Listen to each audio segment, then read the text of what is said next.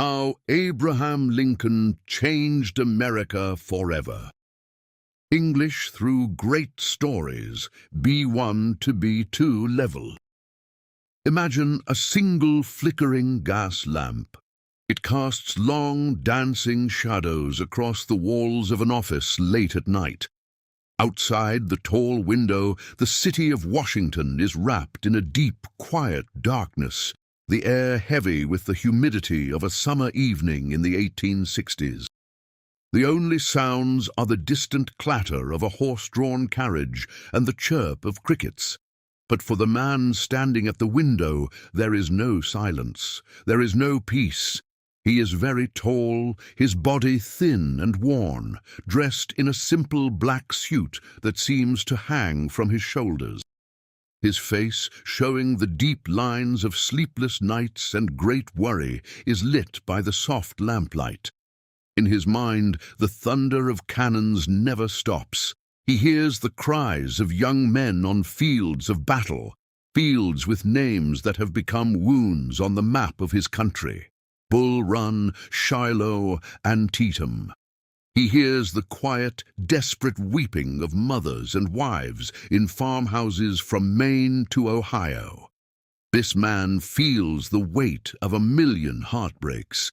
He carries the burden of a nation that is tearing itself apart, a great house divided, brother fighting brother.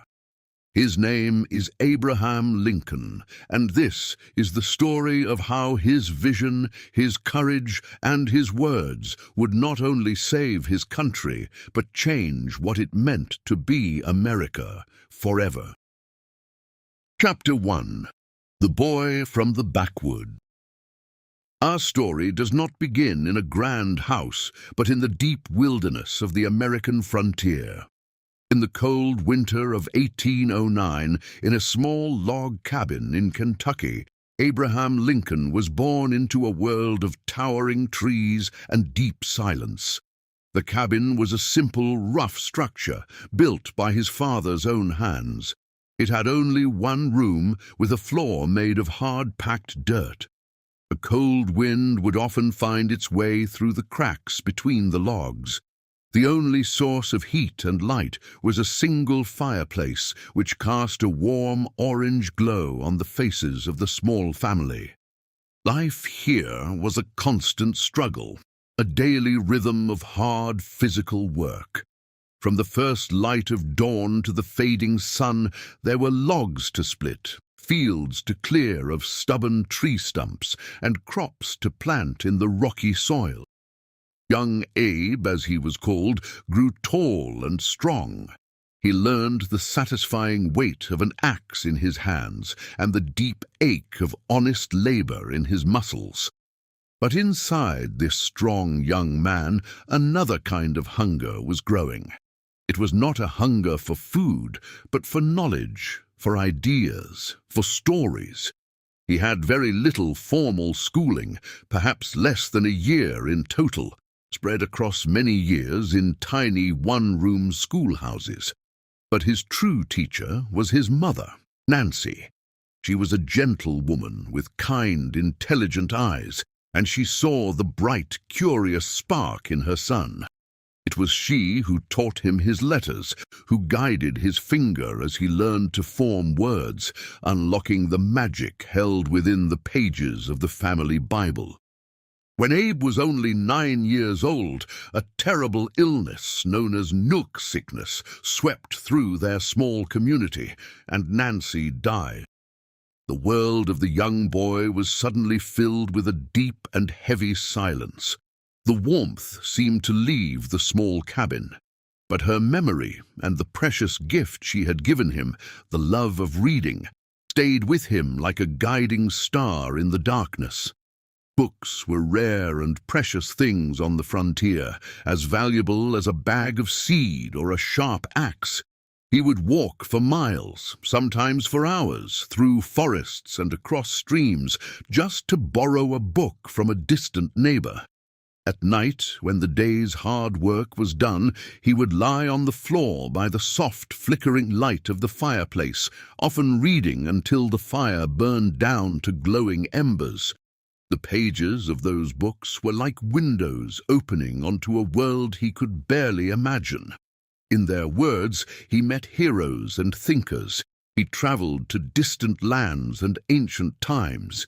In the quiet of the night, with the wilderness whispering outside, these words planted seeds in his mind. Ideas of justice, of freedom, of the great and complicated country he was a part of. He learned that words had a kind of magic. They had power. And so this boy from the backwoods, who practiced his speeches to the silent trees, was slowly, unknowingly, becoming the man his country would one day desperately need. Chapter 2. A House Divided. As Lincoln grew into a man, he left the forests of his childhood behind and moved to the small, growing town of New Salem, Illinois. Here he tried many things. He worked on a riverboat, navigating the powerful currents of the Mississippi River. It was on one of these long journeys to New Orleans that he saw the true horror of slavery for the first time. He witnessed a slave auction where human beings, men, women, and children, were bought and sold like cattle. The image of families being torn apart, their sad cries, was burned into his memory forever. Back in Illinois, he ran a small store that eventually failed. But through it all, people came to know him. They knew him for his great physical strength, his sharp mind, and his unshakable honesty. They called him Honest Abe. He taught himself law, studying by candlelight late into the night. It was the world of law and politics that truly called to him, a place where the power of words could create change. He was elected to the Illinois state government and then to the United States Congress. And as his own world grew, he saw more clearly the dark shadow that was growing over America. This shadow was the institution of slavery. The nation was split in two. The tension between the industrial North and the agricultural South was like a crack in a great stone foundation, slowly widening with each passing year, threatening to bring the entire structure crashing down. In 1858, Lincoln ran for a seat in the U.S. Senate. Before a tense and divided crowd in Springfield, Illinois, he gave a speech that would define his career. He knew the words he was about to say were dangerous. They could destroy his political future, but he believed they were true. He looked out at the faces before him, and with a voice both strong and solemn, he said, "House divided against itself cannot stand. I believe this government cannot endure, permanently half slave and half free." The words hung in the air, a shocking and radical statement at the time. He was saying what many people felt but were too afraid to say out loud. America had to choose its path. It could not walk in two opposite directions at once. He did not win that election for the Senate, but his words, his clear, powerful, honest words, traveled across the country on the telegraph wires and in the newspapers. They made him a leader of the growing anti-slavery movement. The stage was being set for the greatest test his nation had ever faced, and Abraham Lincoln was now standing at its very center. This set the stage for one of the most famous series of political debates in American history. Lincoln challenged his opponent, Stephen Douglas, to a series of 7 debates across the state of Illinois. Douglas was a famous and powerful senator, short and confident. Lincoln was the tall, awkward underdog. For weeks they traveled from town to town, speaking for hours in the hot summer sun to huge crowds. They argued about the future of America, about the meaning of freedom, and about the problem of slavery. Even though he lost the election, these debates made Lincoln a national figure, a powerful voice against the expansion of slavery. Chapter 3. The Eye of the Storm. By 1860, the pulling rope of division was about to snap. The country felt like a powder keg, waiting for a spark. That year, the new Republican Party chose Abraham Lincoln as their candidate for president. To the north, he was a symbol of hope. To the south, he was a terrifying threat. They made a solemn promise. If Lincoln won the election, they would leave the United States. The election was tense. The nation held its breath, and in November, he won. The boy from the log cabin was now the president-elect. But there were no grand celebrations. The victory felt heavy, fragile, and dangerous. In the months between his election and his inauguration, the nation began to crumble. This period was called the Secession Winter. One by one, 7 southern states voted to leave the Union.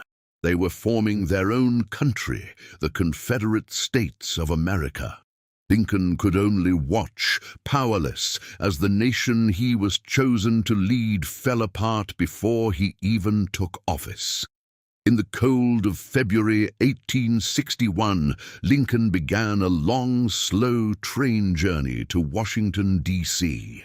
At every town, crowds gathered. He stood on the back of the train, his tall figure a silhouette against the gray winter sky, and he pleaded for unity. But even as he spoke of peace, there were whispers of assassination plots. For the final part of his journey, he had to be smuggled through Baltimore at night in disguise to ensure his safety. He arrived in a capital city that felt like an army camp. Soldiers stood on street corners, cannons guarded government buildings. He was the leader of a broken nation. In his first speech as president, he spoke directly to the South, his voice full of a sad appeal. "We are not enemies, but friends," he said. "We must not be enemies." But the time for words was running out. In the misty dawn of April 12th, 1861, Confederate cannons opened fire on Fort Sumter, a United States fort in the harbor of Charleston, South Carolina. The sound echoed across the water. The first shots had been fired. The waiting was over. The American Civil War had begun. The man who loved peace was now a wartime president, the commander-in-chief in the most painful chapter in his country's history. Chapter 4. The Crucible of War. The war was a terrible fire, a crucible that would test Lincoln and the nation to their very core. The first years were a long, dark period of defeat and despair for the Union. The Confederate army seemed unstoppable. The pressure on Lincoln was almost inhuman. He worked tirelessly, often sleeping for only a few hours a night on a small cot in his office. He spent hours in the telegraph office, the rhythmic clicking of the machines bringing him news directly from the battlefields. Too often the news was of defeat. He saw the lists of the dead and wounded, and each name was like a stone upon his heart. One of his greatest challenges was finding a general who was willing to fight. Many of his early generals were too cautious, too slow, or too afraid to lose a battle. Lincoln famously said, "I need a general who will fight." He searched for a leader who shared his own determination to win the war and preserve the Union, no matter the cost. Finally, he found that general in Ulysses S. Grant, a quiet, determined man who knew, like Lincoln, that the war must be pushed to its final, bloody conclusion. The partnership between the determined general and the patient president would ultimately win the war. He often walked the halls of the White House late at night, lonely giant wrestling with decisions that would cost thousands of lives. He visited the army hospitals, walking through rows of wounded and dying young men. He would sit by their beds, hold their hands, and write letters to their families. The smell of sickness and the sight of so much suffering never left him. In the midst of this national tragedy, a terrible personal tragedy struck. His bright, beloved son, 11-year-old Willie, died from a fever right there in the White House. Lincoln's grief was immense. He would lock himself away for hours, his great body shaking with sobs. It is said that this profound personal loss gave him a deeper empathy for the suffering of all the families torn apart by the war. He now understood their pain in the most personal way imaginable. As the war dragged on, bloody and indecisive, Lincoln's thinking began to evolve. He came to believe that simply preserving the old Union was not enough. The sickness of slavery had caused this war, and it had to be removed. The war needed a higher, moral purpose. After much thought, and against the advice of many in his cabinet who thought it was too risky, he decided to take a bold revolutionary step. On January 1st, 1863, he signed the Emancipation Proclamation. This was a presidential order that declared all enslaved people in the rebelling Confederate States to be thenceforward and forever free. It was a powerful, world-changing document. It transformed the very meaning of the war. Now the Union Army was not just fighting to hold the country together. It was an army of liberation. It gave new hope to millions and a new moral clarity to the Union cause. The war was far from over, but its purpose, its very soul, had been changed forever. The Emancipation Proclamation also had a significant practical effect. It allowed African American men to join the Union Army. Thousands of formerly enslaved men and free black men from the North enlisted to fight for their own freedom. They fought with incredible bravery and determination in segregated units led by white officers. Their courage and sacrifice helped to turn the tide of the war and proved to a skeptical nation their deep love for the country that had for so long denied them their basic human rights. Their service was a powerful argument for their future citizenship. Chapter 5. Words that Remade a Nation. In the hot, humid summer of 1863, the tide of the war finally began to turn. In a small town in Pennsylvania called Gettysburg, the Union Army won a bloody and decisive victory. For 3 terrible days, the two armies fought with unimaginable courage and brutality. The sound of cannon fire echoed through the hills. When the fighting finally stopped, the fields were silent, a scene of terrible destruction. It was the costliest battle of the war, a turning point paid for in blood. Months later, in November, Lincoln traveled by train to Gettysburg. The battlefield was now quiet, a place of great sadness. He was there to help dedicate a new national cemetery for the thousands of soldiers who had fallen. He was not the main speaker that day. Famous orator gave a grand 2-hour speech. Then it was Lincoln's turn. He stood up, looking tired and sad, and holding a small piece of paper, he spoke for just over 2 minutes. But in those 2 minutes, using only 272 simple, carefully chosen words, he gave one of the most powerful speeches in human history. the Gettysburg Address. He began not by talking about the battle, but by looking back to the very beginning of the nation. 77 years ago, he said, our fathers brought forth on this continent a new nation, conceived in liberty and dedicated to the proposition that all men are created equal. He redefined the war. It was not just a fight between states, he said, but a test to see if a nation built on that idea of equality could survive. He honored the soldiers not as heroes of the North, but as men who gave their lives for that idea. And then he looked to the future, calling on the living to finish their work, so that this nation under God shall have a new birth of freedom, and that government of the people, by the people, for the people, shall not perish from the earth. When he finished, there was a moment of silence. He had given meaning to the suffering.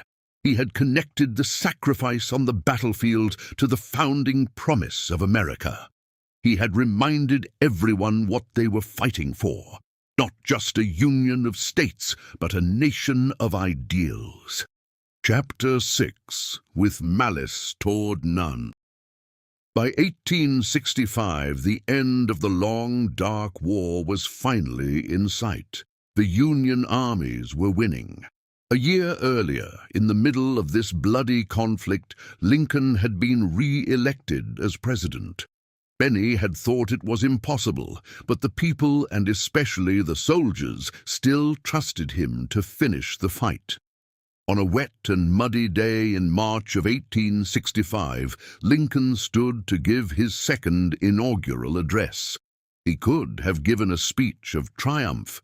Instead, his speech was short, sad, and deeply profound. He spoke of the war as a tragedy for both North and South, a terrible price paid by the entire nation for the sin of slavery. He finished not with words of anger, but with a vision for healing. With malice toward none, he said, his voice carrying over the quiet crowd, with charity for all, let us strive on to finish the work we are in, to bind up the nation's wounds. It was a promise of a gentle peace, a peace of reconciliation, not revenge. Just 1 month later, it was over.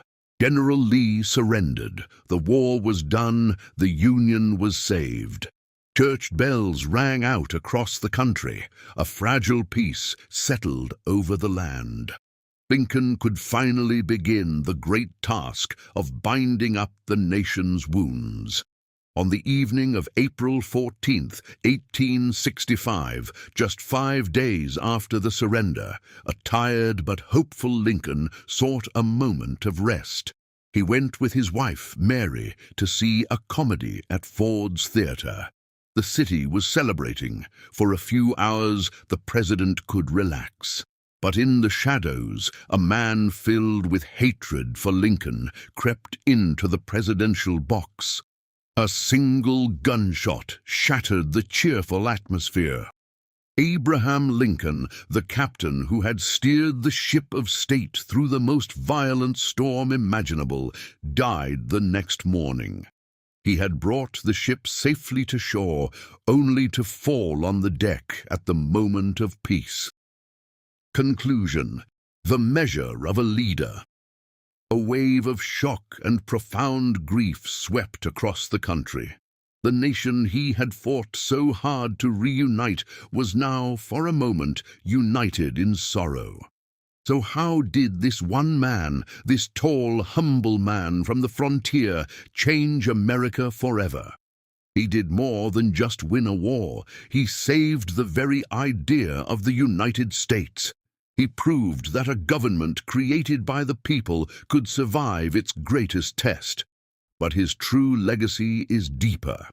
Through his actions, and perhaps more importantly, through his powerful, simple words, he gave the nation a new moral compass. He took the founding promise of the nation that all men are created equal, and he insisted that it was not just a beautiful phrase, but a living truth that must be fought for. He gave the nation what he called a new birth of freedom, expanding the promise of liberty to millions who had been denied it. The story of Abraham Lincoln is a story of how a poor boy who loved books could rise to become the conscience of his nation. It is a story of strength, empathy, and profound wisdom in the face of division and hatred. And it is a timeless reminder that even in the darkest of times, one person's courage, clarity, and belief in a more perfect union can heal a divided house, and in doing so, build a stronger home for all the generations to come.